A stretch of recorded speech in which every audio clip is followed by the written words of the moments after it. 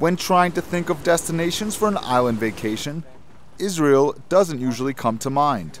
Yet Jerusalem Post reporter Gil Scheffler set out last week to see the 5 relatively unknown islands that lie right off the shore of the northeastern tip of Israel.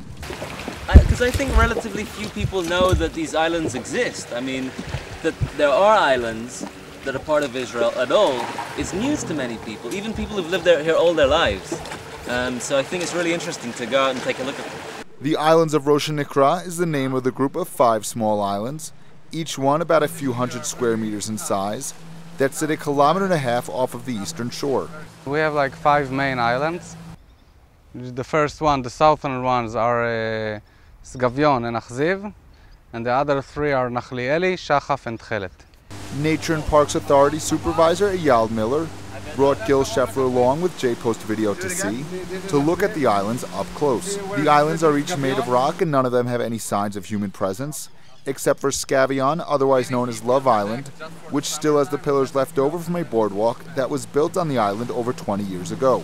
The Love Island, or Sgavion, used to be a restaurant in the 80s for like something like 2 summers. 3 of the 5 islands have been officially declared nature reserves, and humans are not allowed to climb onto those islands.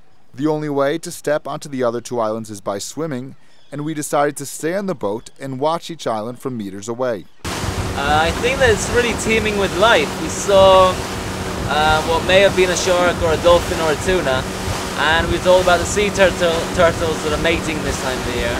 And there are sea doves and there are all sorts of things, so you know, the place is really teeming with life. The Rosh Nikra area, which lies in the most western tip of the border with Lebanon, brings millions of tourists every year. But only about 10,000 people take the trip to see the islands up close, either by boat or by scuba diving.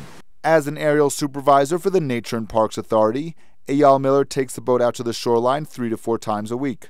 He is responsible to make sure that no humans climb onto the islands that are nature reserves, and to enforce the laws intended to protect the nature of the area. I can give him a ticket that will go up to 730 shekels, depends what the damage is. All right, and I can take him to law. I can investigate him, I can arrest him. We have all the authorities that a police officer has. Miller's district includes the 25-kilometer shoreline that ends with the Lebanese border. He says that he is glad that the islands are relatively guarded from too much human exposure. Especially for the islands, I like it because they're far from the sea. There's not too many persons on it. You can see the birds, enjoy it. All kinds of birds in every part of the year, different birds, and enjoy it. And it's good. I like it. Benjamin Spear reporting for the Jerusalem Post.